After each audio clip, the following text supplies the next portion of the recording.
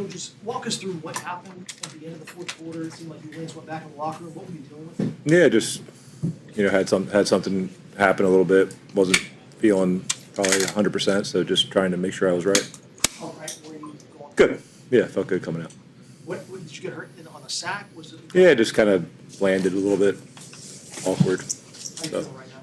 feel good right now. What kind of changed there in the fourth quarter? Y'all were moving the ball pretty well. All of a sudden, they got those stops. What do you feel like? Well, we still kind of went down and got the touchdown in the fourth quarter, but they had 2 stops come up late. You put yourself in 3rd and longs, and 1 or 2 plays don't kind of hit like they did early, and you don't convert a 3rd down, and that's how it goes. I think the drives that we were scoring well on, there was some conversions big time that we had, but the drive that we did score in the fourth quarter, we were kind of just rolling through a little bit.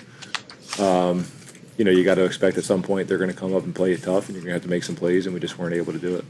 Jamar said that there was a couple times during the game that you guys should have closed it out. What do you think prevented you guys from doing that? Well, you guys watched it. I mean, listen, this league is most of the time it's going to come down to those that last minute or two, obviously we had a drive before that 2-minute where if we go put points on the board, then it's a different game, and we just weren't able to do it. Can you take us through the final 3 plays or so? You guys pick up a first down. It feels like you're going to move the ball. Chase Brown, I think, gets close to midfield, and then things kind of stall out a bit. Yeah. Sometimes it's part of the game. You don't make the play down the stretch that gets you over the hump and puts you in field goal range. Over the years, well, actually, let me just rewind here. Was there a conversation between you and Zach on, like, hey, are you really like Denise?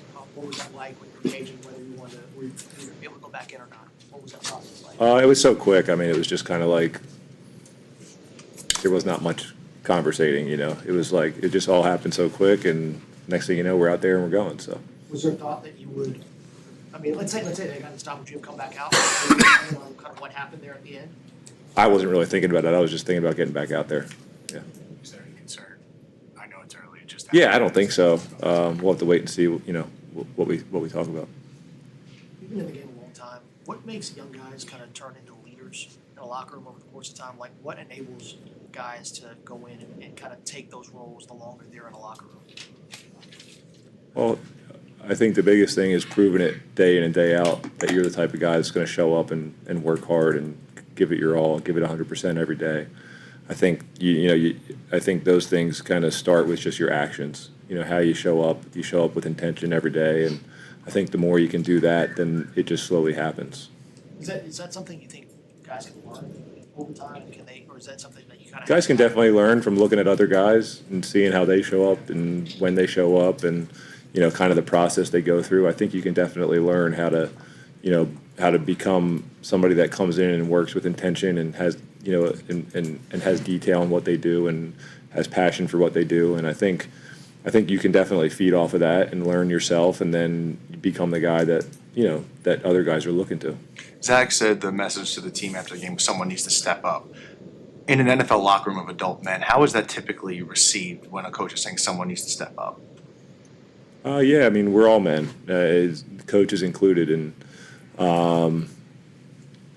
prideful, but at the same time, like, I think what makes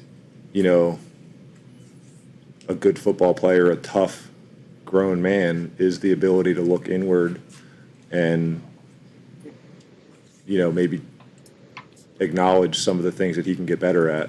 So I think that's where it starts in a good locker room, is when you get that message from your coach, you take it to heart because you have pride in what you do, and you look at yourself and how you can improve and how you can take that next step and help everybody around you do the same thing. Y'all were in some big plays in the run game. What enabled y'all to really find that success that hadn't been there? Yeah, I think the fact that we were able to start well in the passing game, and then they got to worry about that.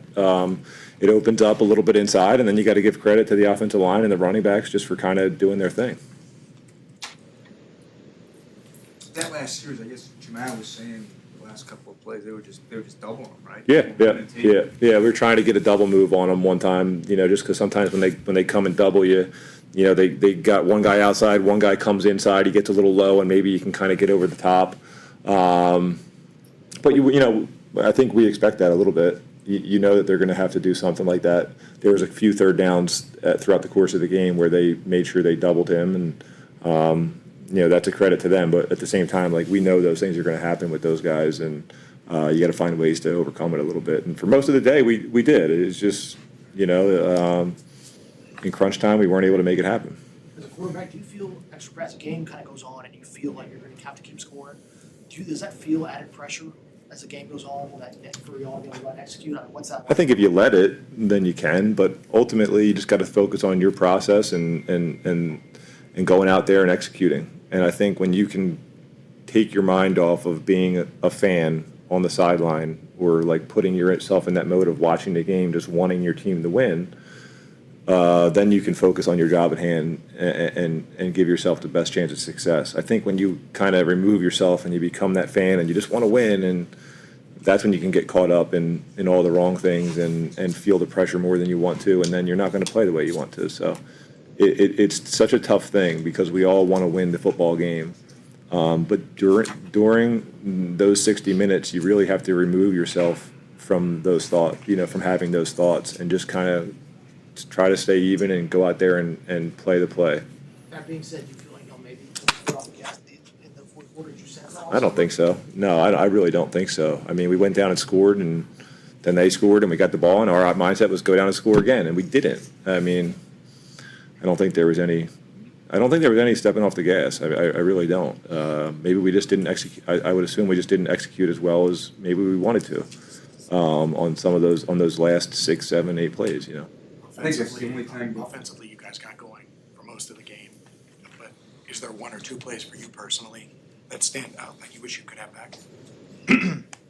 Especially maybe in the fourth quarter when things kind of started to go. I'd have to look at the film late. I'm trying to think. There was definitely a play early on. I threw an incompletion to Jamar on my right side, going the same way we were going in the fourth quarter. So I think that was probably the first quarter, and I was a little bit ahead of him on a one-on-one route that he had backside, and I probably could have waited a little bit longer, and maybe we would have had a big play out of it, and instead we ended up punting. I think that was one play I can think of. So you played on plenty of teams where probably defenses have carried offenses have carried defenses for stretches. How do you keep it from devolving into we're doing our part and they're not doing theirs?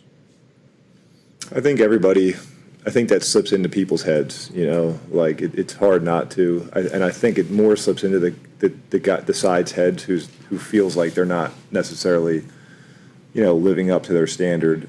But this is a team sport, and we're all in this together. It's not offense, defense, special teams. I mean, at the end of they're out there doing their job, but we are one. We feel this as one. So I think it's hard to maybe not be in your head when maybe you're that side of the ball for a given stretch. But man, I always try to tell people, I'm so consumed with doing my job, and everybody should be so consumed with doing their job that they're not worried about what other guys are doing and how guys, to put the blinders on and go do your job. And I think when everybody can do that, that's when you get out of those things. There's no judging, your brothers for not playing up to their expectations. Their support and trying to give those guys confidence, because that's what it is a lot of times. You need to play this game with confidence, and if you lose a little bit of that because you think your brothers are kind of looking at you like, oh, come on, can't you just do this? That's not a good feeling to have, and hopefully we can all get across that that's not how we should be feeling towards our teammates. Did the Jets do anything different with T after the touchdown you hit him on? Because it seemed like the ball wasn't going his way. Did they take something away from him, or was it just kind of there were other players open? You'd have to go back. We'd have to go back and look. I don't really think that we threw the ball a ton in the second half. I mean, to be honest with you, I could be wrong in that. But I feel like we more kind of got the run game going and, had to throw it in little situations here and there. But I just feel like it was just the way the game went. I don't think it was – obviously they're going to do things to double those guys at times. But overall, I don't think it was like this vastly different plan. I think that's the only time he gets sacked, I guess, was the last one. Mm-hmm. All day. Was there anything about that play? It seemed like it was, the guy came from the other side, it looked like it was a little weird. It was the last play on the second to last drive, basically. Yeah, the one where you get. I know, I'm blanking on exactly what happened there, so, sorry. Yep. Yep, thanks, guys. Thank you, Joe.